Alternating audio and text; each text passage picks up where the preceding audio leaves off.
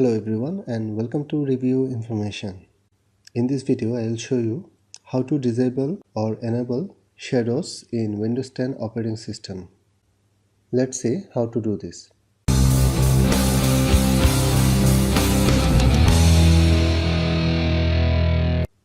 Windows 10 enables drop shadows for each window by default. However, you can turn these shadows off if you prefer.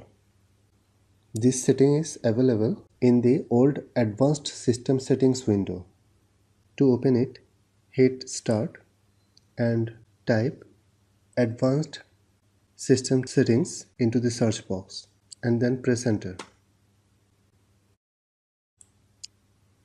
Or you can also head to Control Panel, System and Security, then System, then Advanced System Settings to launch it. In the Performance section, select the settings. Then in the Visual Effect list, select the Custom option and disable the Show Shadows under Windows. And then click OK and again OK.